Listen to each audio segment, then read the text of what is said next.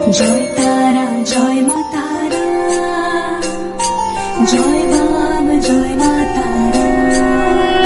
তোর রাঙা পায়ে জবা হয়ে থাকবো আমি পড়ে, মা তোর রাঙা পায়ে জবা হয়ে থাকবো আমি পড়ে। তারা তুই ছাড়া কি শান্তি দেবে এ মন জীবন জুড়ে। जय तारा। मित्रों, मैंने अपनी पिछले वीडियो में जहाँ पर हम रुद्र यामल से प्राप्त किए हुए बैरी विनाशक स्मशान काली कवच की मूल स्वरूप के बारे में आलोचना कर रहे थे। तो मैंने अपनी पिछले वीडियो में आपको बताया था कि इस वीडियो में मैं आपको ये बताऊंगा कि एक सामान्य गृहस्थ किस विधान से स्मशान काली कवच जैसे महान शक्तिशाली और परम ऊर्जावान कवच को अपनी साधारण जिंदगी में उपयोग कर सकता है। उसका संपूर्ण विस्तृत और सुरक्षित विधान मैं आज आपको बताने वाला हूं।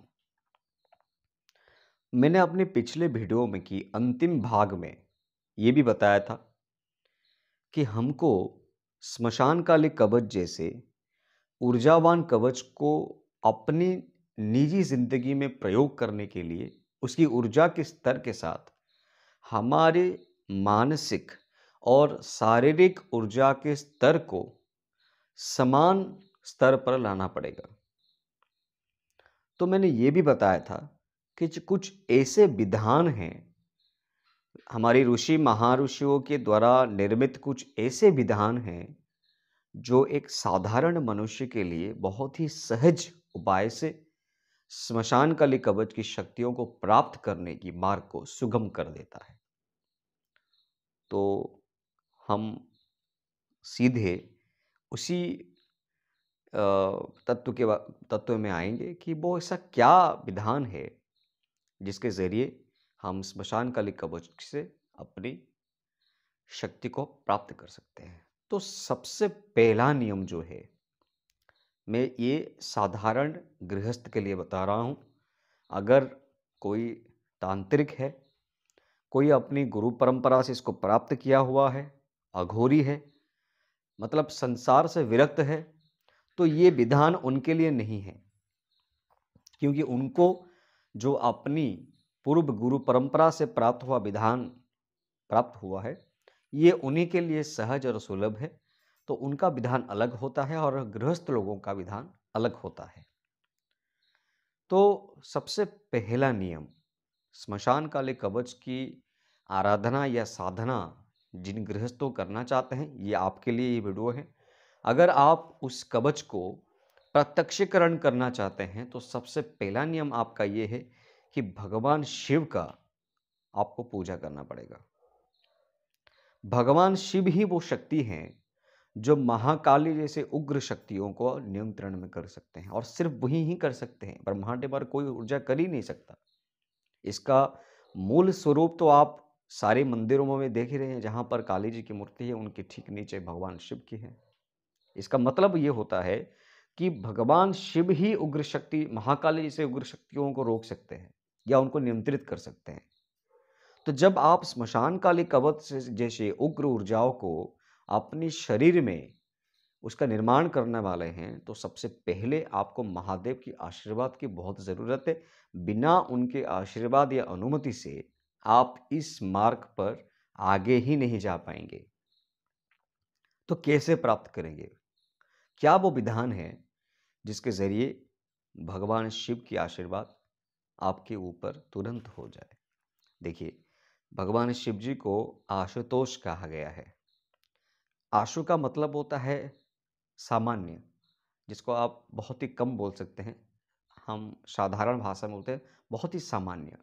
और तोष का मतलब होता है संतोष, मतलब एक ऐसी शक्ति जो सामान्य भक्ति से भी संतुष्टि प्राप्त कर ले, वो होते हैं महादेव, वो शिव जी होते हैं। तो उनकी कृपा या करुणा प्राप्त करने के लिए ना तो आपको अघोरी बनने की ज़रूरत है, ना कोई विशेष कठिन तप करने की आवश्यकता है। तो कैसे आप प्राप्त करेंगे? बहुत ही साधारण सी प्रक्रिया है ये। काली श्मशान काली कवच की साधना आरंभ करने से पूर्व आपको अपने घर के नज़दीक अगर कोई शिवालय है, यानी शिव जी का मंदिर है, तो पहले आपको वहाँ तकरीबन 9 दिन तक तकरीबन 9 दिन तक भगवान शिव जी के जो पंचाक्षर मंत्र हैं, ओम नमः शिवाय या फिर महामृत्युंजय मंत्र को हर रोज 1000 जाप करना पड़ेगा, और वो भी रोजाना करना पड़ेगा और 9 दिन तक करना पड़ेगा नियमित रूप से। और ये 9 दिन की साधना के दौरान या 9 दिन की जाप के दौरान आपको ब्रह्मचर्य की पालन करने की बहुत ही आवश्यकता है। देखिए, मैं पहले से ही आपको बता रहा हूँ कि ये विधान उनके लिए है जो गुरु परंपरा से दीक्षित नहीं है, फिर भी उनको श्मशान काली कवच की आवश्यकता है। मैं ये विधान उनके लिए बता रहा हूँ। तो क्या करना है आपको? अपने घर के नज़दीक में अगर कोई शिवालय है तो वहाँ जाकर आपको भगवान महादेव की जो पंचाक्षरी मंत्र है या फिर जो महामृत्युंजय मंत्र है, उनमें से कोई एक जो आपको सरल लगे, जिस मंत्र में आपकी मन शीघ्र ही एकाग्रता को प्राप्त कर रहा हो, उसी मंत्र का रोजाना 1000 जाप आप सुबह कर सकते हैं या शाम को भी कर सकते हैं। यह आपकी सुविधा के ऊपर निर्भर करता है, पर शर्त यह है कि 9 दिन तक नियमित रूप से और नियमित समय में होना चाहिए। अगर आप ये स्थिर करते हैं कि मैं सुबह जाकर करूँगा, तो आप सुबह ही करेंगे। अगर आप स्थिर करते हैं कि मैं शाम को जाकर करूँगा, तो आप शाम ही कीजिए। पर मेरे हिसाब से जो उपयुक्त वक्त है ये जाप करने का, तो वो है शाम। क्योंकि शाम के समय महादेव जी के मंदिर में कोई ज़्यादातर भक्त जाते नहीं हैं। सुबह के समय तो हर कोई जाता रहता है, अभिषेक करना होता है, फूल देने होते हैं, दर्शन के लिए जाते हैं, तो बहुत भीड़ होता है सुबह। एक कंसंट्रेशन नहीं आएगा, एकाग्रता नहीं आता। शाम के वक्त इतने भक्त मंदिर में होते नहीं हैं, तो आप शाम के वक्त ही को स्थिर कीजिए और वही उसी समय जाइए और किसी सोमवार से शुरू कीजिए। कृष्ण पक्ष हो, शुक्ल पक्ष हो, कोई मायने नहीं रखता। सोमवार से ही शुरू कीजिए और रोजाना 1000 जाप, इन्हीं 2 मंत्र से कोई एक मंत्र, अगर महामृत्युंजय मंत्र होगा तो बहुत अच्छा होगा मेरे हिसाब से। तो ये रोजाना 1000 जाप 9 दिन तक पहले आपको करना है। ये परीक्षा है आपका।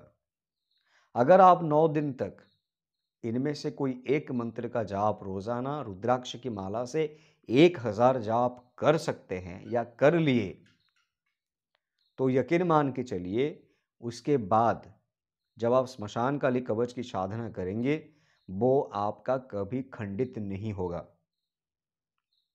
9 दिन की साधना जो महादेव के पास किया जाएगा, जो शिव जी के पास किया जाएगा, वो आपकी परीक्षा होगा कि आप स्मशान काली कवच को प्राप्त करने की योग्यता रखते हैं या नहीं रखते हैं। और मैं आपको एक विधान बता रहा हूं, ये एक ऐश्वरिक परीक्षा है। यहां कोई आपको देखने के लिए नहीं आएगा या पूछने के लिए नहीं आएगा कि बेटा तुम क्या कर रहे हो। अगर आपके अंदर वो योग्यता नहीं होगा, तो आप 9 दिन तक भी ये नियमित रूप से जाप नहीं कर पाएंगे। ये मेरा विश्वास है, आपका बीच में ही खंडित हो जाएगा। कोई भी ऐसा कारण आ जाएगा, कोई भी व्यक्तिगत कारण, सामूहिक कारण, सामाजिक कारण, कुछ भी हो सकता है, जो 9 दिन तक आपका जाप पूर्ण रूप से करने ही नहीं देंगे। तो यहां आपको यह ध्यान में रखना है कि 9 दिन तक कैसे भी हो जाप संपूर्ण होना चाहिए।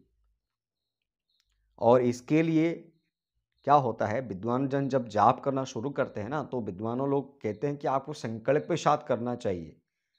तो मैं आपको बता रहा हूं, यहां पर कोई संकल्प की आवश्यकता है ही नहीं कि मैं इस उद्देश्य से महादेव के सामने ये मंत्र की इतनी संख्या में जाप करूंगा, ये संकल्प की आवश्यकता ही नहीं है।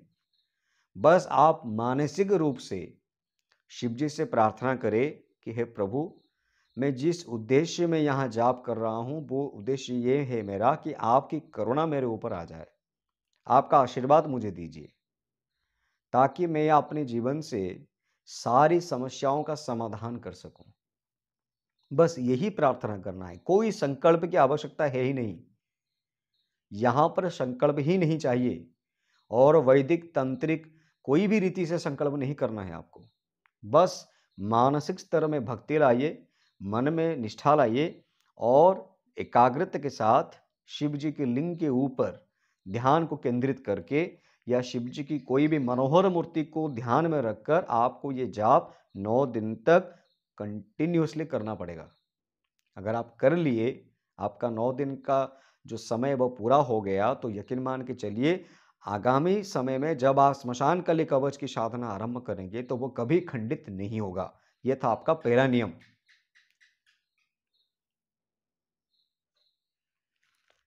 दूसरा नियम यह है कि ये 9 दिन की जाप के समय ब्रह्मचर्य तो आपको रखना ही है। खान पान में कोई रोक नहीं है, कोई भी रोक नहीं है। ये कोई साधना में नहीं जा रहा है, ये आपकी मानसिक प्रस्तुति हो रही है एक बहुत बड़े लक्ष्य को प्राप्त करने की। तो बस ब्रह्मचर्य की आवश्यकता है, ये बिल्कुल कहूँगा। ब्रह्मचर्य की बिल्कुल आवश्यकता है, ना कि ये 9 दिन के जाप में, बल्कि जब आप स्मशान काली कवच की साधना करेंगे उसी समय तक भी आपको ब्रह्मचर्य की आवश्यकता है।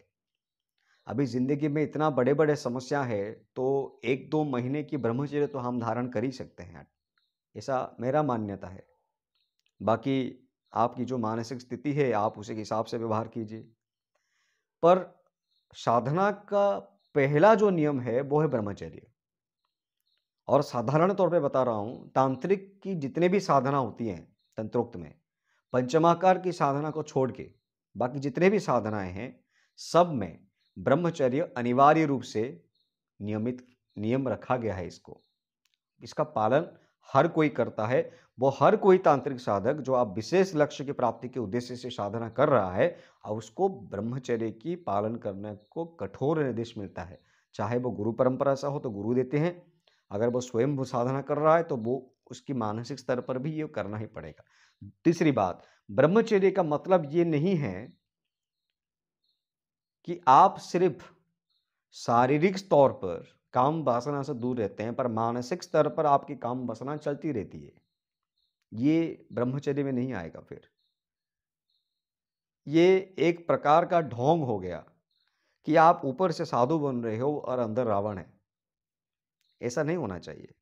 आपको संपूर्ण रूप से मानसिक और शारीरिक दोनों ही अवस्था में पवित्रता का और ब्रह्मचर्य का विशेष ध्यान रखना ही पड़ेगा। इसमें कोई भी कॉम्प्रोमाइज अलाउड नहीं है। अभी आपको क्या करना है, यह था आपका पहला नियम। दूसरा, अगर आप ब्राह्मण हैं, अगर आपका वर्ण ब्राह्मण है तो आपको जन्म मिला होगा, यज्ञोपवीत जब आपका हुआ होगा तो आपको गायत्री मंत्र दिया गया होगा। देखिए, कोई भी उग्र साधना से पहले गायत्री मंत्र का जाप अनिवार्य होता है। क्यों होता है कि जब हम कोई उग्र स्तर की साधना करते हैं ना तो हमारी जो स्नायविक संरचना है शरीर में उसमें गड़बड़ी शुरू होती है और गायत्री मंत्र के प्रभाव से ये अपनी जो साधारण स्थिति है उसको बजाय रखने में सक्षम होते हैं, चाहे इंसान कोई भी उग्र साधना क्यों ना करे। अभी देखिए, पुराने समय में, मतलब मैं सत्य युग त्रेता युग की बात बता रहा हूँ, दुर्वासा जैसे ऋषि थे, विश्वामित्र वशिष्ठ जैसे ऋषि थे। इन्होंने इन ऋषियों ने ना केवल वैदिक साधना की है, तांत्रिक साधना भी बहुत की है। ये चाहे कोई भी साधना करे पर उनकी मानसिक स्थिति जो थी वो हमेशा साधारण सी रहती थी। इसका जो मूल कारण वो ये था कि ये रोजाना गायत्री मंत्र का जाप करते थे और इसी के वजह से चाहे कितने भी भयंकर ऊर्जा को ये ग्रहण क्यों ना करे, उनका शरीर उसको हमेशा के लिए संतुलित कर देता था। मतलब वो उसको नियंत्रण में ले आते थे। तो अगर आप ब्राह्मण हैं तो आपको त्रिसंध्या करना अनिवार्य है, खास करके जब आप स्मशान कालिक कवच जैसे महान कवच की साधना करने वाले हैं। तो इसका विधान क्या है तो यह आपको पता ही होगा। अगर आप ब्राह्मण नहीं हैं तो क्या करें, यह सबसे बड़ी बात प्रश्न होता है। अगर आप ब्राह्मण नहीं हैं तो आपके लिए बहुत ही साधारण पर बहुत ही प्रभावी उपाय मैं आपको बता रहा हूं, ध्यान से सुनिए। जैसे ब्राह्मण लोग दिन में 3 बार संध्या करते हैं, 3 बार गायत्री मंत्र का जाप करते हैं, सूर्य को अर्घ्य प्रदान करते हैं, उसी तरह आपके लिए एक सशक्त और सरल विधान यह है कि भगवान राम का सहस्र नाम होता है, इसको अगर आप दिन में 3 बार पाठ कर सकें तो ये भी गायत्री मंत्र जैसा ही प्रभाव देने वाला होता है। तो मैंने क्या बताया, अगर आप ब्राह्मण हैं तो दिन में त्रिसंध्या करना बहुत जरूरी है, खास करके जब आप स्मशान कालिक कवच की साधना करने वाले हैं। अगर आप ब्राह्मण नहीं हैं तो दिन में 3 बार राम सहस्र नाम का पाठ कीजिए, ये भी आपके शरीर की ऊर्जा को संतुलित करने में काफी हद तक सहायता होगा। काफी हद तक नहीं, बिल्कुल सहायता होगा, ये प्रभाव एकदम समान है। अब एक तीसरा जो नियम है जिसका पालन आपको करना है, जितनों दिनों तक आप स्मशान कालिक कवच का संकल्प लेकर पाठ करें, मैं बताऊंगा आपको कि कितने दिनों में इसको कंप्लीट करना पड़ता है। इसका एक विशेष नियम है, मैं बताऊंगा। जितने भी दिन का नियम बताने वाला हूं मैं, उतने दिनों तक आपको रोजाना सुबह उठकर अपनी माता पिता के चरणों को स्पर्श करना पड़ेगा और शाम में भी करना पड़ेगा, दिन में 2 बार। आप चाहे आपका कोई भी एज हो, आपको सुबह और शाम दोनों समय अपने माता पिता के चरणों को स्पर्श करके प्रणाम करना पड़ेगा। ये सबसे एकदम बहुत ही साधारण नियम है, पर इसका पालन बहुत कठिन है, पर आपको करना पड़ेगा अगर आप संपूर्ण रूप से स्मशान कालिक कवच का फायदा उठाना चाहते हैं तो, और अगर आप दीक्षित नहीं है तो। चौथा नियम जो आपको पालन करना है वो ये है कि जितनों दिनों तक आप स्मशान कालिक कवच की साधना कर रहे हैं, उतने दिनों तक कोई भी नारी को, चाहे वो माँ हो, पत्नी हो, बहन हो, बेटी हो, बुआ हो, कोई भी हो, किसी भी स्त्री के रूप को आप ना तो निंदा करेंगे, ना तो गाली गलौज करेंगे, ना तो गुस्सा करेंगे, और ना ही उनसे कोई विभत्स व्यवहार करेंगे, चाहे वो कितना ही शत्रु क्यों ना हो। इसका मतलब ये नहीं है कि आप सिर्फ अपने संपर्कियों से ही अच्छा व्यवहार करेंगे, बाकी जिसको आप जानते नहीं है उस औरत या नारी से आप दुर्व्यवहार करेंगे, वैसा नहीं है। कोई भी नारी, कोई भी रूप हो, कोई भी संपर्क में हो, अगर वो नारी है, किसी भी अवस्था में हो, उसका किसी भी एज हो, कोई भी एज हो उसका, किसी भी अवस्था में आपको उसके अपमान नहीं करना है। अगर आप ये करते हैं तो आपने अगर शिवजी के मंदिर में 1.5 लाख भी जाप किया होगा ना, तो वो सारा जाप निष्फल हो गया। फिर स्मशान कालिक कवच आपके लिए कोई प्रभावी नहीं देगा, ये मान के चलिए। अगला नियम जिसका पालन करना मुश्किल नहीं है, पर कभी कभी मुश्किल लगता है, और अगला नियम यह है कि हर एक शनिवार को आपकी साधना के समय के बीच में जितने भी शनिवार आए, सिर्फ शनिवार को शाम के वक्त कोई एक भिखारी को आपको खाना देना है। पैसा नहीं देना है, खाना देना है उसको, और उसको बोलना है कि आप मेरे सामने खाओ, या फिर इस खाने को आप स्वीकार करो। उसको पैसा नहीं देना है, सिर्फ खाना देना है, और इतना खाना देना है कि उसका पेट एकदम भर जाए। अगर इतना जो 5 नियम मैंने आपको बताए ना, बहुत ही सरल नियम है। इसमें ना तो प्राणायाम है, ना योग है, ना कोई ऐसा कोई जटिल प्रक्रिया है जो आप नहीं कर पाएंगे। बहुत ही साधारण सा नियम है, पर इसका प्रभाव बहुत दूर तक जाएगा।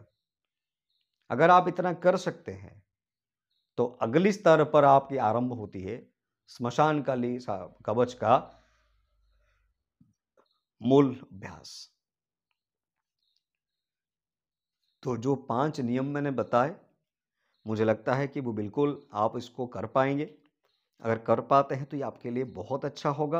और सबसे बड़ी बात, ये इतना प्रभावी है, इसका ये कैसे प्रभावी है मैं आपके कोई दूसरे वीडियो में आपको बताऊंगा।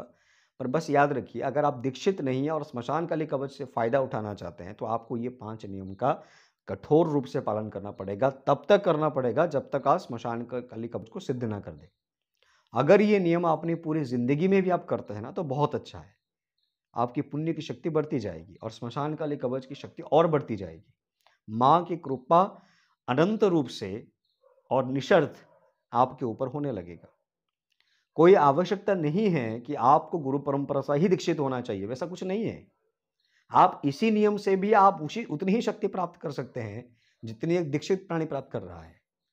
हमारी लक्ष्य क्या है? हमारा लक्ष्य है माँ की कृपा को प्राप्त करना, अभी किसी भी रूप में हो। हमको रावण नहीं बनना है, हमको कोई सीता मैया का अपहरण नहीं करना है, हमको रावण नहीं बनना है, त्रैलोक की विजेता नहीं बनना है। हमको बस माँ की भक्त बनना है और माँ की कृपा की आवश्यकता है, बस। अभी मैं मेन जो हमारा प्रसंग है उसमें आ रहा हूं कि कैसे बैरीनाशक कालिका कवच जो रुद्र यामल की कालिका कल्प से गृहीत हुआ है उसका विधान क्या है। मित्रों, अष्टम महाविद्या माँ बगलामुखी की तरह माँ स्मशान काली को शत्रुनाशन तथा सर्वसिद्धि प्रदायिनी के रूप में भी पूजा किया जाता है, ये आप सबको पता है। पर स्मशान काली गृह में पूजित नहीं होते हैं, मतलब घर में ये इनको पूजा नहीं किया जाता। पर काली का कवच जो है वो एक संपूर्ण सात्विक विधान है, तो इसीलिए इसको घर में इसका अभ्यास या इसका साधना किया जा सकता है। काली माँ का साधना नहीं किया जा सकता पर उनकी कवच की साधना की जा सकती है। अब इसका विधान क्या है, ध्यान से सुनिएगा। वीडियो थोड़ा लंबा हो रहा है मुझे पता है, पर ये तत्व को जानना बहुत आवश्यकता है इसकी, क्योंकि अगर ये कोई साधारण सी कवच होता तो मैं इतना इसके बारे में विवरण नहीं देता।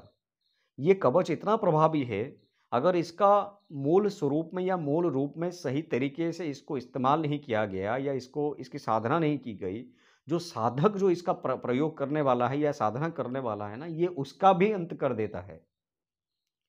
जैसे आपको पता होगा जो आपका मतलब महाभारत के समय या रामायण के समय जो ब्रह्मसर होता था, ठीक है, मतलब जो ब्रह्मा जी का शस्त्र होता था, ब्रह्मास्त्र होता था, उसका आवाहन जो करता था, अगर आवाहन किया हुआ व्यक्ति उसको सही तरीके से प्रयोग नहीं कर पाया तो वो ब्रह्मास्त्र आवाहन किया हुआ व्यक्ति का ही नाश करता है, क्योंकि ब्रह्मास्त्र का आवाहन का मतलब है उसको प्रयोग करना ही पड़ेगा। अगर आपने उसको कोई मतलब स्वार्थ के कारण प्रयोग किया गया प्रयोग किया, कोई ने किसी ने प्रयोग कर दिया या कोई ऐसा कोई बहुत बड़ा कारण नहीं था पर ऐसे ही उसने प्रयोग कर दिया, तो ये प्रयोगकर्ता को भी नाश कर देता है। तो इसीलिए मैं इस कवच की पाठ करने से पहले या विधान देने से पहले आपको इतना विवरण दे रहा हूं। तो विधान में आते हैं। मित्रों, ये साधना कृष्ण पक्ष की अष्टमी से प्रारंभ होगा।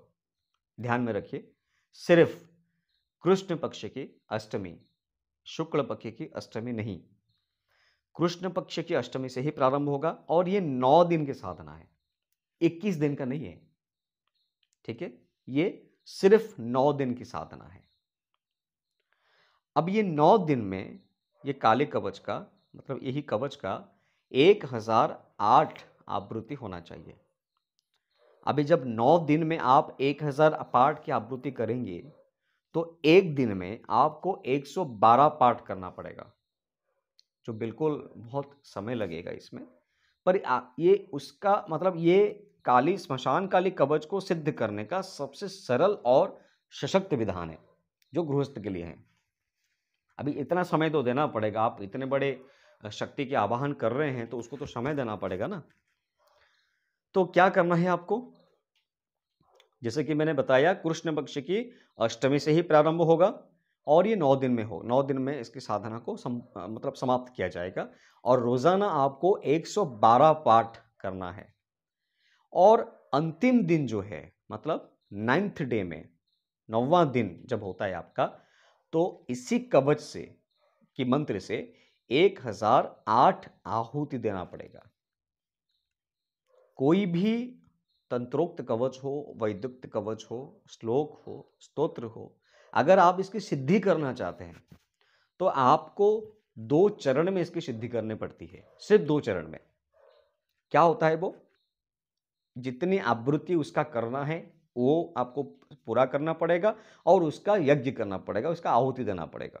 तो स्मशान काली कवच में क्या विधान है, फिर से दोहरा रहा हूं, कृष्ण पक्ष की अष्टमी से शुरुआत होगा, 9 दिन में समाप्त करना पड़ेगा, रोजाना 112 पाठ करना पड़ेगा और अंतिम दिन में मतलब 9th डे में इसी मंत्र से, इसी कवच की मंत्र से मैं बताऊंगा उस आपको कि आहुति कैसे करना है। ये मैं अंतिम भाग में बताऊंगा या फिर कोई दूसरे वीडियो में बताऊंगा। तो अंतिम दिन में आपको इसका 1008 आहुति भी देना है, तभी जाकर ये कवच जागृत हो सकता है या जागृत हो जाता है, बिल्कुल जागृत होगा। पर शर्त यह है कि 9 दिन, 11 दिन नहीं, 21 दिन नहीं, कि 41 दिन नहीं, कि 8 दिन भी नहीं, बस 9 दिन में करना है आपको। तो कैसे करेंगे, विस्तृत विधान क्या है मैं बता रहा हूं। अगर आपके पास नोट है तो आप लिख लीजिए, ज्यादा अच्छा रहता है। तो कृष्ण पक्ष की अष्टमी से पहले दिन, मतलब मान लीजिए कृष्ण पक्ष की अष्टमी कल होने वाला है, तो आज आप क्या करेंगे ना, सारे के सारे सामग्रियों को पहले इकट्ठे करना होगा आपको। कोई बड़ा मतलब बहुत बड़ा बड़ा सामग्री नहीं है, छोटा मोटा सामग्री है, बस उसको अरेंज करना है। ठीक है, तो क्या करेंगे, मान लीजिए आप अरेंज किए, तो उसके बाद आप क्या करेंगे, रात में मैंने आपको स्मशान काली की जो सहस्र नाम का प्रयोग दिया था, तब भी मैंने बताया था कि रात में ही इन शक्तियों की आराधना होती है। क्यों होती है, क्योंकि सूर्यास्त के बाद ये शक्तियां ज्यादा ऊर्जावान हो जाती हैं, खास करके रात्रि के मध्य समय। तो होता क्या है, कैसे करेंगे आप, कि रात के 11:30 से 3 बजे के अंदर, क्या बताया मैंने, रात के 11:30 से लेकर रात के 3 बजे के बीच में ये जो समय होता है ना, ये काली शक्ति का प्रकृष्ट समय है। इसी समय के अंदर 11:30 से लेकर 3 बजे के भीतर 9 दिन तक रोज आपको 112 पाठ करना होगा। तो पहले दिन आप क्या करोगे, फ्रॉम डे 1 क्या करना है आपको, आपको कलश स्थापित करना होगा। अभी कलश कैसे स्थापित किया जाता है, अगर आपने पहले कभी कोई अनुष्ठान किए हैं तो आपको विशेष ज्ञान होगा उसमें। अगर नहीं किए हैं तो भी मैं बता रहा हूं, बहुत ही साधारण प्रक्रिया से कलश स्थापन करना है, कोई विशेष मंत्रोक्त कलश नहीं है। ये एक प्रकार का प्रतीकात्मक है। कलश क्या होता है ना, कलश इट जस्ट लाइक एंटीना। ठीक है, हमारे घर में जब एंटीना इंस्टॉल होता है तो ये सैटेलाइट से अपना रेडिएशन खींचता है, अपना जो उसका जो मतलब सिग्नल होता है वो उसको मेन सैटेलाइट से एंटीना के थ्रू सिग्नल आता है। तो कलश होता है वो एंटीना जो जिसको आपको इंस्टॉल करना है। तो क्या करेंगे आप, साधारण सी कलश स्थापना करनी है। तो कलश स्थापना करने के बाद एक आम के लकड़ी से बना हुआ सिंहासन पर लाल रंग के कपड़े बिछाकर मां काली के प्रतिमा को विराजित करना है। यहां पर भी एक ऑल्टरनेटिव विधान में आपको दे रहा हूं कि आम की लकड़ी से बना हुआ सिंहासन चाहिए, ये तो कंपलसरी है, इसको आप चेंज नहीं कर पाएंगे। पर माँ काली की प्रतिमा अगर आपने व्यवस्था नहीं कर पाए तो आप फोटो पिक्चर भी लगा सकते हैं, कोई दिक्कत नहीं है इसमें। क्योंकि जो छाया होता है ना वही काया होता है। ठीक है, क्या बताया मैंने कि छाया ही काया है। आपने अगर एक बार सोच लिया कि मेरे सामने जो फोटो है वो जीवंत है तो वो जीवंत है। ठीक, अभी अगर माँ काली का प्रतिमा को मैं खरीदने जाऊंगा और मैं एक बहुत गरीब इंसान हूँ तो वो तो कॉस्टली आएगा ना फिर। तो इसका मतलब तो ये नहीं है कि मेरे पास पैसा नहीं है तो मैं साधना नहीं कर पाऊंगा, माँ की कृपा प्राप्त नहीं कर पाऊंगा। ऐसा कोई विधान माँ ने बनाया ही नहीं है। तो क्या करना है आपको, तो माँ काली का फोटो भी वहां आप रख सकते हैं सिंहासन के ऊपर, पर लाल रंग के कपड़े बिछाकर आपको रखना है। और जो प्रतिमा आप अगर व्यवस्था किए हैं तो या फिर वो फोटो को भी आपको लाल रंग का वस्त्र ही पहनाना है। उसके बाद एक और लाल कपड़ा आपको बिछाना है और उसके ऊपर गणेश जी के लिए, गुरु जी के लिए, अगर गुरु नहीं है तो आप भगवान शिव को भी गुरु मान सकते हैं। तो गणेश के लिए, गुरु के लिए, माता सरस्वती के लिए, विष्णु के लिए मतलब नारायण के लिए और महादेव के लिए 5 साबुत सुपारी आपको लेना है। किन किन के लेना है? गणेश जी के लिए, गुरु के लिए, माता सरस्वती के लिए, विष्णु जी के लिए और महादेव जी के लिए। अगर आपका गुरु है तो सही बात है, अगर गुरु नहीं भी हैं तो उस सुपारी को आप गुरु मान सकते हैं। आप अपने मन में किसी को भी अगर आप गुरु मानते हो, कोई भी है, क्योंकि गुरु किसी फोटो का नाम नहीं है, गुरु एक सत्ता है, एक तत्व है ये। तो आप सुपारी में भी ये कल्पना कर सकते हैं कि ये मेरे गुरु हैं। तो उनकी प्रतिमा की तो मतलब प्रतीक के तौर पर आप 5 सुपारी, आप साबुत सुपारी आपको लेना पड़ेगा।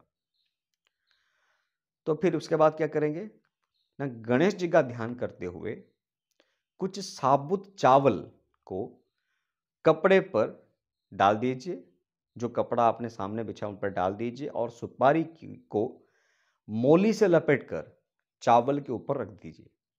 एक मौली लाइए, उसमें सुपारी को उसमें से लपेट दीजिए, फिर उसको चावल के ऊपर रख दीजिए।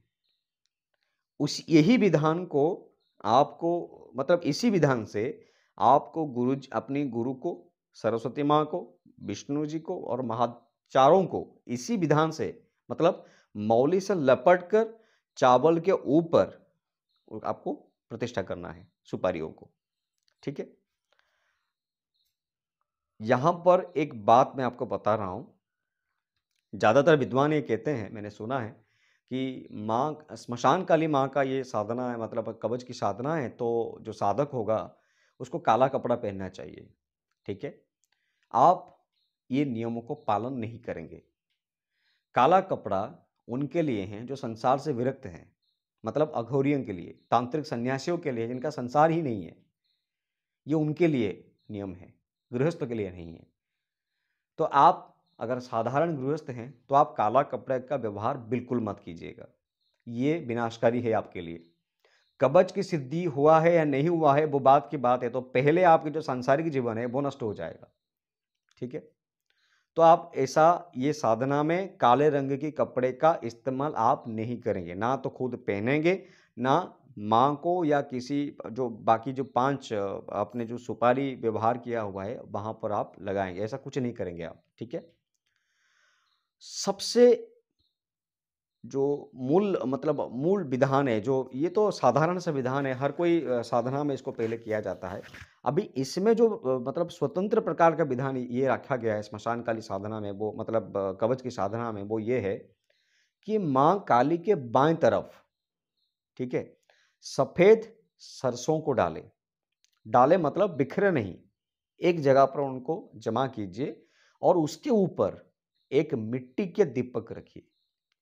क्या करना है आपको, माँ काली के प्रतिमा या फोटो जो आपने सामने रखे हुए हैं उनके बाएं तरफ सफेद सरसों को जमा कीजिए और उसके ऊपर एक मिट्टी का दीपक रखिए और उसमें चमेली का तेल डालकर, क्या कौन सा तेल डालेंगे आप, चमेली का तेल डालकर रुई से बने बत्ती को डालें और दीप को प्रज्वलित करें। और यहाँ पर ध्यान रखने वाली बात यह है कि ये दीपक अखंडित होना चाहिए, मतलब अखंड होना चाहिए, तब तक अखंडित होना चाहिए जब तक आपका जाप कंप्लीट नहीं होता। ठीक है। उसके बाद आपने अभी पंच शक्तियों को आवाहन किया, दीप प्रज्वलित कर दिया। अभी आपको क्या करना है, गणेश जी, शिव जी और विष्णु जी को दुर्वादल चढ़ाइए उनके ऊपर। उसके बाद माँ सरस्वती और गुरु को, जो गुरु के लिए जो आपने वहाँ पर जो आपने प्रतिष्ठा किया हो ना, साबुत सुपारी, उसके ऊपर आपको क्या करना है ना, सफ़ेद का फूल चढ़ाना है। दुर्वादल नहीं चढ़ाना है, सफ़ेद का फूल चढ़ाना है। और ये साधना में अपराजिता का फूल जो होता है और बेलपत्र जो होता है बहुत ज़रूरी होती है। ठीक है। तो माँ को क्या करना है ना, जो आपके सामने जो प्रतिमा है या फोटो है उसके ऊपर क्या करना है, माँ को आप बेलपत्र और अपराजिता ये और गुड़हल, अगर गुड़हल का फूल आपके यहाँ मिलता होगा तो बहुत अच्छा है, नहीं मिलता है तो अपराजिता का फूल तो मिलता ही होगा, बेलपत्ता के साथ उसको लेकर माँ के ऊपर उसको चढ़ाइए। और रक्त चंदन और सिंदूर का टीका माँ को अवश्य लगाना है और खुद भी लगाना है आपको। आप खुद लगाएंगे और माँ को भी लगाएंगे। उसके बाद धूप दीप जलाइए। बस आपका जो कर्म कांड है साधना से पहले वो संपूर्ण हो गया। हाँ, यहाँ पर और एक बात यह है कि जो गूगल होता है ना, धूप में हम लोग व्यवहार करते हैं, अगर वो आप अरेंज कर सके तो बहुत अच्छा होगा, उसको बिल्कुल चलाइए। और ये सारे काम खत्म होने के बाद आपको क्या करना है, अभी जाप शुरू करेंगे आप। अभी जाप शुरू करने से पहले आपको संकल्प लेना पड़ेगा, क्योंकि ये अखंडित जाप है। 9 दिन तक आपको रोजाना 112 समय, 12 टाइम आपको ये कवच का पाठ करना है। तो आप जो भी करोगे 9 दिन तक, उसके लिए आपको देवी के सामने संकल्प करना पड़ेगा कि मैं इतने समय तक रोजाना इतनी बार आपका ये कवच पाठ करने वाला हूं। आप मुझे मेरा अपेक्षित, मतलब जो मेरा अपेक्षा है वर का, वो मुझे प्रदान कीजिए। तो संकल्प में आप क्या करेंगे, कुछ नहीं करना है आपको। मैं आपको बता रहा हूं, कोई संस्कृत से बना हुआ संकल्प का सूक्त आपको पाठ करना ही नहीं है। अगर आप पाठ कर सकते तो अच्छी बात है। अगर आपको पता है कि संकल्प कैसे लेना होता है शास्त्रोक्त पद्धति में, तो आप कर सकते हैं। अगर नहीं पता है तो आपको कुछ करने की जरूरत नहीं है। बस हाथ में पानी लीजिए, उसमें थोड़ा चावल डालिए, एक साबुत सुपारी रखिए और उसको दाएं हाथ में रखकर अपना नाम, अपने पिताजी का नाम, अपना गोत्र और आप कौन से तिथि से, कौन से वार से इसको आरंभ कर रहे हैं और कौन सी इच्छा से कर रहे हैं, और 9 दिनों तक आप 112 पाठ संपूर्ण करेंगे। बस इतना ही आपको मन ही मन सोचकर वो जल को मां के सामने डाल देना है। हो गया आपका संकल्प। हम सिर्फ संस्कृत में ही संकल्प बोलेंगे तो वो संकल्प होगा। अगर आप हमारी मतलब जो हमारा लैंग्वेज है, जो रीजनल लैंग्वेज है, अगर उसमें भी संकल्प का मन ही मन आवाहन कर सकते हैं तो वो भी संकल्प है। संकल्प का मतलब होता है मन को संकल्पित करना, मन को टास्क देना, खुद को टास्क देना कि मुझे ये करना है और मैं करूंगा। ये मां को आप प्रॉमिस कर रहे हो, तो मतलब आप अभी तपस्या शुरू करने वाले हो। तो मां को आप बोल रहे हो कि मां, मैं इसी उद्देश्य से तुम्हारी तपस्या कर रहा हूं, तुम मुझे अपना वरदान दो। ये संकल्प के साथ आप पाठ आरंभ करेंगे और कुछ नहीं करना है। इतना ही इसका विधान है। 9 दिनों तक रोजाना 112 बार आपको पाठ करना है। अब अगले वीडियो में मैं आपको बताऊंगा कि जब 9 दिन संपूर्ण हो जाए, 9वां दिन, 9th डे में आप क्या करेंगे, कैसे आपको आहुति देना है, और आहुति देने के बाद आप इस कवच का प्रयोग कैसे करेंगे, इसका बारे में मैं विस्तृत से बताऊंगा। और ये भी बताऊंगा कि ये 9 दिन के समय में आपको क्या विशेष नियमों का ध्यान रखना पड़ेगा ताकि ये पाठ खंडित ना हो जाए। और ये पाठ खंडित क्यों होता है, इसका भी कारण मैं आपको अपने अगले वीडियो में बताऊंगा। तब तक के लिए मैं अपनी वाणी को विराम देता हूं और आशा करता हूं कि मेरा ये सरल विधान आपकी जीवन में एक नया उमंग बिल्कुल लेकर आएगा। जिन लोगों को व जिन भक्तों ने इसका अभ्यास पहले से किया हुआ है पर उनको फल नहीं मिल रहा है, मैं आशा करता हूं कि ये सरल विधान से उनको बिल्कुल फल प्राप्त होगा। और इसको संपूर्ण कैसे करना है मैं अपने अगले वीडियो में बताऊंगा। तो आपसे ये मेरा अनुरोध है कि मेरा हर एक वीडियो को धैर्यतापूर्वक सुने, क्योंकि मैं ये ज्ञान कोई व्यवसायिक लक्ष्य से नहीं दे रहा हूं। मेरा उद्देश्य ये है कि जो ज्ञानी जन इससे लाभ उठाना चाहते हैं, ये ज्ञान उनके लिए एक वरदान के समान साब्यस्त होना चाहिए। तो अपनी वाणी को विराम रखता हूं।